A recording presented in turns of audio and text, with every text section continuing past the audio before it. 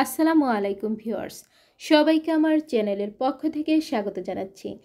জাতীয় বিশ্ববিদ্যালয়ের honours, degree এবং মাস্টার্সের প্রত্যেকটি বর্ষের বোর্ড চ্যালেঞ্জের রেজাল্ট কতদিন পর দেয় এবং এই বোর্ড চ্যালেঞ্জের রেজাল্ট কিভাবে চেক করবেন এই বিষয়ে আজকে বিস্তারিত আলোচনা করব।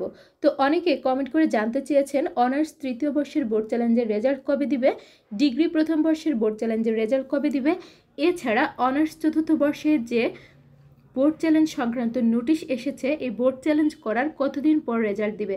তো দেখুন, অনার্স তৃতীয় বর্ষ, অনার্স চতুর্থ বর্ষ, ডিগ্রি প্রথম বর্ষ প্রত্যেকটি বর্ষের বোর্ড চ্যালেঞ্জের রেজাল্ট কবে দিবে এই বিষয়ে আলাদা করে বলতে গেলে ভিডিওটা অনেক বেশি দীর্ঘায়িত হয়ে যাবে। তো সেক্ষেত্রে প্রত্যেকটি কোর্সের প্রত্যেকটি বর্ষের বোর্ড চ্যালেঞ্জের রেজাল্ট কতদিন পর প্রকাশ হয় এবং বোর্ড চ্যালেঞ্জ রেজাল্টটি প্রকাশ হওয়ার পর কিভাবে চেক করবেন এই সকল বিষয়ে আজকে বিস্তারিত আলোচনা করব। এই জন্য ভিডিওটি সম্পূর্ণ দেখবেন। আর মূল ভিডিওতে যাওয়ার আগে একটি রিকোয়েস্ট, আপনি যদি আমার চ্যানেলের নতুন দর্শক হয়ে থাকেন তাহলে চ্যানেলটিকে সাবস্ক্রাইব করতে ভুলবেন না, পাশে থাকা বেল আইকনটি বাজাতে ভুলবেন না। তবে ইতিমধ্যে যারা সাবস্ক্রাইব করেছেন সবাইকে অসংখ্য ধন্যবাদ। আর আপনি যদি পেজ থেকে আমার এই ভিডিওটি দেখছেন অবশ্যই পেজটিকে ফলো করবেন। তো চলুন কথা না বাড়িয়ে শুরু করা যাক। অনার্স, ডিগ্রি এবং মাস্টার্স পড়ুয়া শিক্ষার্থীদের বোর্ড চ্যালেঞ্জ সংক্রান্ত সকল বিষয়ে আজকে আমরা আলোচনা করব। বোর্ড চ্যালেঞ্জের রেজাল্ট কতদিন পর দেয় এবং কিভাবে রেজাল্টটি চেক করতে হয় এই বিষয়গুলো নিয়ে আজকে কথা বলবো। তো বোর্ড চ্যালেঞ্জ করলে রেজাল্ট পরিবর্তন হয় কিনা এই বিষয়টি অনেকে জানতে চেয়েছেন, এই বিষয়টি আজকে ভিডিওর মধ্যে উল্লেখ থাকবে। তো যেহেতু প্রচুর মানুষ কমেন্ট করে জানতে চেয়েছেন যে আপু বোর্ড চ্যালেঞ্জ করব কিনা, বোর্ড চ্যালেঞ্জ করলে আসলে কি রেজাল্ট ভালো আসে কিনা, চেঞ্জ হয় কিনা এই বিষয়গুলো। তো দেখুন, এই সকল বিষয় সহ আরও প্রভৃতি অনেক বিষয় অনেকে জানতে চেয়েছেন। অনার্স, ডিগ্রি এবং মাস্টার্সের বোর্ড চ্যালেঞ্জের রেজাল্ট কতদিন পর দেয়, আসুন এখন এই বিষয়টি আমরা জেনে নিই। তো আপনারা অনেকেই অবগত আছেন যে এসএসসি এবং এইচএসসিদের বোর্ড চ্যালেঞ্জ করার 1 মাস পর রেজাল্ট দেওয়া হয়, কিন্তু জাতীয় বিশ্ববিদ্যালয়ের প্রত্যেকটি কোর্সের প্রতিটি বর্ষের বোর্ড চ্যালেঞ্জ করতে গেলে বোর্ড চ্যালেঞ্জ করার পর অনেক দীর্ঘ একটি সময়ের পর রেজাল্ট প্রকাশ হয়, কারণ এটি একটি লং টাইম প্রসেসিংয়ের ব্যাপার স্যাপার আছে, এজন্য দেরি হয়। তো বোর্ড চ্যালেঞ্জ করলে তো অবশ্যই রেজাল্ট দিবে, এটি আপনারা সকলেই জানেন যে বোর্ড চ্যালেঞ্জ যেহেতু করা হয় সেহেতু তো অবশ্যই রেজাল্ট প্রকাশ হবে, এটাই স্বাভাবিক। কিন্তু কবে প্রকাশ হবে এটি হচ্ছে গুরুত্বপূর্ণ বিষয়।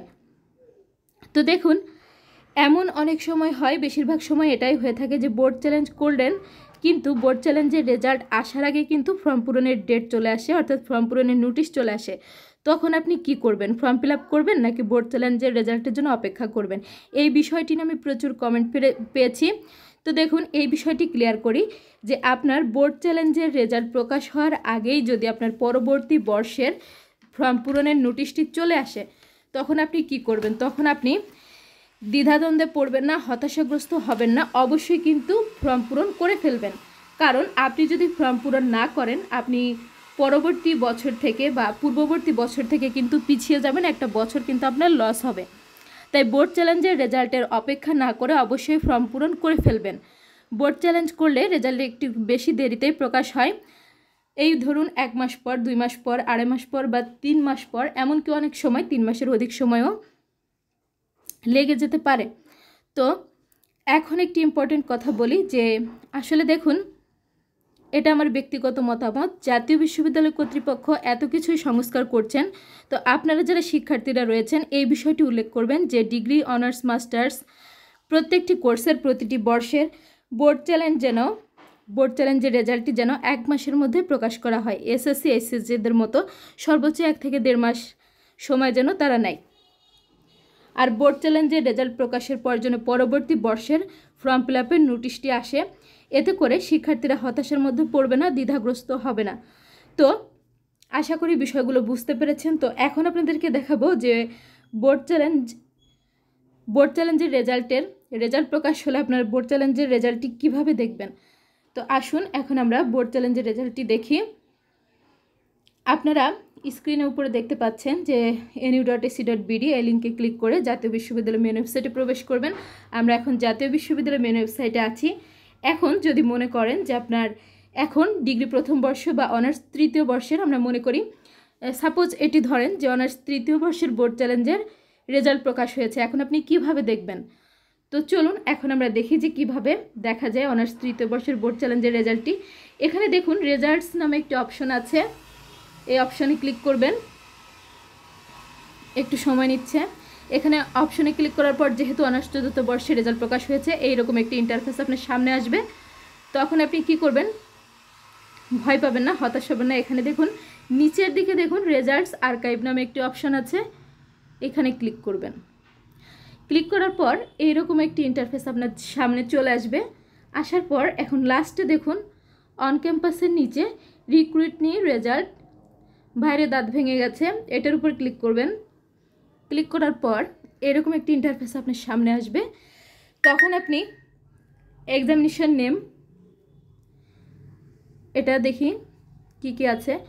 এখানে মনে করেন আপনার bachelor degree first year second year এরকম আসছে। যখন আপনার অনার্স থার্ড ইয়ারের রেজাল্টে আসবে তখন কিন্তু থার্ড ইয়ার থাকবে, এক্ষেত্রে ভয় পাওয়ার কিছু নেই। তো মনে করেন এখানে আমরা সিলেক্ট করে দিই অনার্স থার্ড ইয়ারের আমরা দেখব বোর্ড চ্যালেঞ্জের রেজাল্ট দেখব। তো এখানে এক্সাম রোল দিবেন। এখানে আমার কারো কোনো থার্ড ইয়ারের যারা আছেন কারো রোল রেজিস্ট্রেশন নেই, এজন্য আমি বলে দিচ্ছি। শুধু এভাবে আপনারা করলে রেজাল্টটি দেখতে পারবেন। এরপর এই ঘরে আছে দ্বিতীয় নম্বর রেজিস্ট্রেশন, এরপর এক্সাম ইয়ার দিবেন, যত সালে পরীক্ষা দিয়েছেন সেই রেজিস্ট্রেশনটি, দুঃখিত, যত সালে পরীক্ষা দিয়েছেন সেই পরীক্ষা বর্ষটি এক্সাম ইয়ার দিবেন। এরপর এখানে দেখুন FJQQ আসছে, এটি হচ্ছে ক্যাপচা কোড, একটি কোড। এই কোডটি এই যে ক্লিক হেয়ার টু রিফ্রেশ, এখানে যে খালি ঘরটি এখানে লিখবেন। এই কোডটি লিখে সার্চ রেজাল্টটি ক্লিক করবেন, তাহলে আপনার বোর্ড চ্যালেঞ্জের রেজাল্টটি আপনি দেখতে পারবেন। তো আশা করি আপনারা বুঝতে পেরেছেন। অতি অল্প সময়ের মধ্যে আপনাদের সকল প্রশ্নের সমাধান ইনশাল্লাহ পেয়ে গেছেন আমি মনে করছি। এরপরে যদি কারো কোনো বিষয় বুঝতে সমস্যা হয় বা যদি দেখেন যে ভিডিওর মধ্যে কোনো তথ্য মিসিং আছে, অবশ্যই আপনি কমেন্ট করবেন, সেটা ইউটিউব চ্যানেলে হোক কিংবা ফেসবুক পেজে হোক। আমি প্রত্যেকটি গুরুত্বপূর্ণ কমেন্টে রিপ্লাই করি, আর আপনাদেরও কমেন্টে রিপ্লাই করবো ইনশাল্লাহ। তো এই হচ্ছে আপডেটটি। জাতীয় বিশ্ববিদ্যালয়ের যে কোনো খবরাখবর সবার আগে পেতে চ্যানেলটিকে সাবস্ক্রাইব করে রাখবেন, ভিডিওগুলোতে বেশি বেশি করে লাইক করবেন, ভিডিওগুলো বেশি করে শেয়ার করবেন। শিক্ষা সংক্রান্ত যে কোনো বিষয় জানতে অবশ্যই কমেন্ট করবেন। আজকের ভিডিওটি এ পর্যন্তই। আল্লাহ হাফেজ।